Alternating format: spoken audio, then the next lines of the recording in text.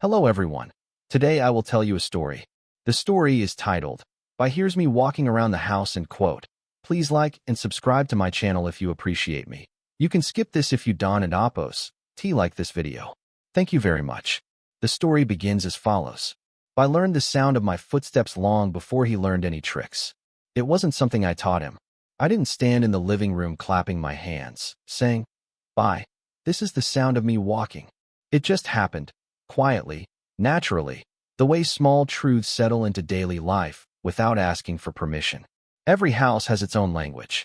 Ours spoke in creaking floorboards, the hum of an old refrigerator, the soft click of the light switch in the hallway.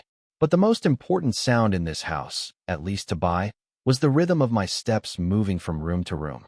In the early mornings, when the sun was still undecided about waking up, I would walk barefoot across the cool tiles. Before I even reached the kitchen, I'd hear it. Thump, thump, Bai's tail tapping against the floor. Not loud, not demanding, just enough to say, "I know you're here." Bai wouldn't always come running. Sometimes he stayed curled into a small, warm circle on his bed, eyes half open, ears slightly lifted. He listened first. He always listened first. Only when he was sure, when the sound confirmed it was me and not just the house shifting, would he stretch, yawn, and slowly get up, as if greeting the day was a favor he was doing for the world. In the afternoons, the house filled with ordinary movement. I walked from my desk to the window, from the window to the couch, from the couch to nowhere in particular. Each time, I adjusted his position like a living compass. If I moved to the left, he turned his head. If I walked toward the bedroom, he followed halfway, then stopped, deciding whether the journey was worth the effort. Sometimes I tested him without meaning to. I'd change my pace, walk slower, then faster. I'd shuffle, then step lightly. I noticed everything. His ears twitched differently, depending on my mood. When my steps were heavy, he stayed closer. When they were light and quick, he relaxed, stretching his paws as if to say, "All is well." What amazed me most was how calm he made it feel. In a world that constantly buzzes, phones vibrating, notifications chiming, thoughts racing, I turned my walking into something gentle. To him, those sounds weren't background noise. They were reassurance, proof of presence, evidence that the person he loved was still moving, still nearby, still part of his world. And I began to realize something quietly beautiful. While I thought I was simply walking through my own house, I heard a story unfolding with every step. One evening, it rained.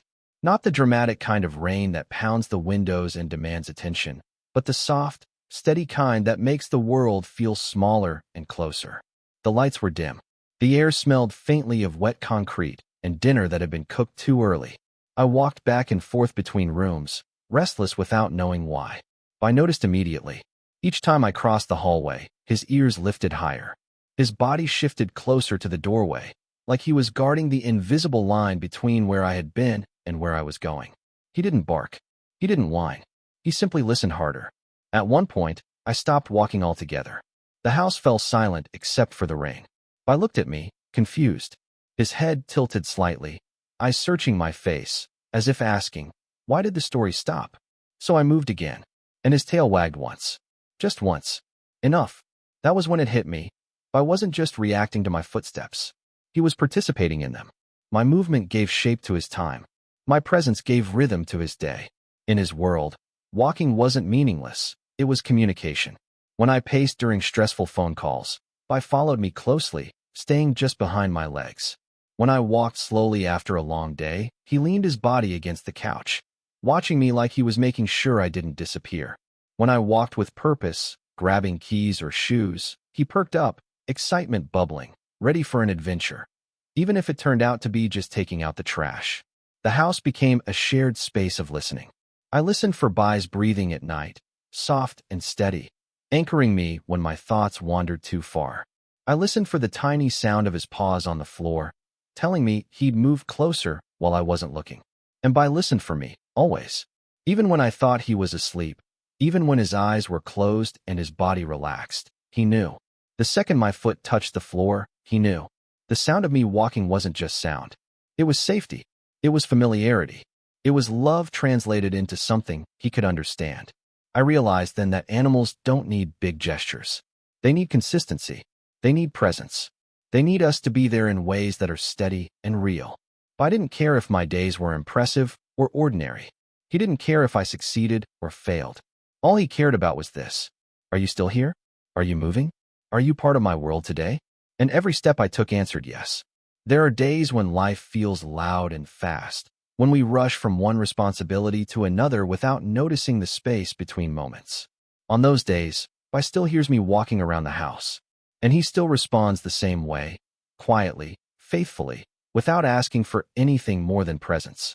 Through Bai, I've learned that the relationship between humans and animals isn't built on control or ownership. It's built on attention, on noticing, on the small, repeated acts that say, I'm here with you. When Bai listens to my footsteps, he reminds me that even the simplest actions can carry meaning. We don't need to do extraordinary things to create connection. We just need to show up consistently, with kindness, in the shared spaces of daily life. In today's world, where humans are often distracted and animals are sometimes treated as background companions, Bai teaches a gentler way. Animals live fully in the present. They listen without judgment. They respond with trust when they feel safe. When we honor that, when we move through our lives with awareness of the beings who share our homes, we create a bond that enriches both sides. A practical lesson from Bai is this. Slow down enough to be heard. Let your presence be something your pet can rely on. Notice how they respond to your moods, your movements, your silence. Respect their sensitivity, because it is a form of wisdom. For humans, this awareness extends beyond animals.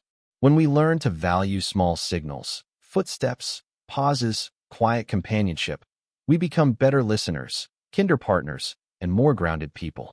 Bai doesn't understand my worries about the future or my reflections on the past, but he understands my footsteps. And through that simple understanding, he teaches me how love can exist without words, steady, patient, and deeply real. If we learn to walk through life the way Bai listens, open, attentive, and present, we may find that both humans and animals can live together with more peace, trust, and gentle joy.